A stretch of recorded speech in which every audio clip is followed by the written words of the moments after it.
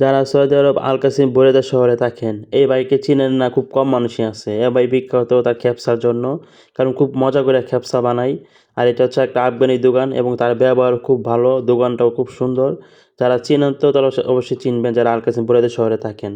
তো যারা চিনেন না তারা যদি এখান থেকে খেপসা না খেয়ে থাকেন, একদিন আইসা খাইয়া যাবেন যারা আল কাসিম বুরেদা শহরে থাকেন।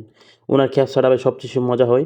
আমরা তো আল কাসিম বুরেদা শহরে থাকি, প্রায় অনেকের কাছ থেকে প্রায় ৮-১০টা খ্যাপসা দোকান আছে, এখান থেকে আমরা খ্যাপসা খাইছি। কিন্তু সবচেয়ে ভালো একই দোকানে খ্যাপসাগুলো সবচেয়ে মানে পিওর বা সুন্দর খ্যাপসা হইলে এখানেই পাওয়া যায়, একবারে খাঁটি খ্যাপসা যেটাকে বলে। কারণ শুক্রবার আসছে, মানুষের ভিড় প্রচুর।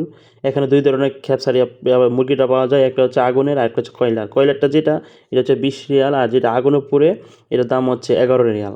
তো সবচেয়ে বেশি মজা কিন্তু কয়লারটাই। তো দেখুন ভাই কাস্টমারের জন্য প্রচুর ব্যস্ত।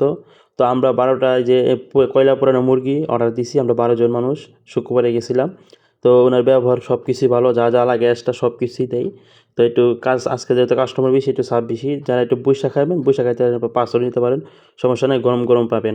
আর কে কে এবার থেকে খেপসা খাইছেন, কোনো বাঙালি ভাই যদি খাইয়া থাকেন অবশ্যই কমেন্ট করে জানেন।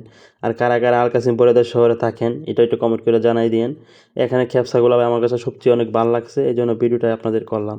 যদি কেউ ভালো খেপসা খাইতে চান তাহলে এবার দোকানে আসবেন, অবশ্যই আপনিও খুব মজা করে খেপসা খাইতে পারবেন। তো আজকে বন্ধু, টাটা, বাই বাই, আল্লাহ হাফেজ।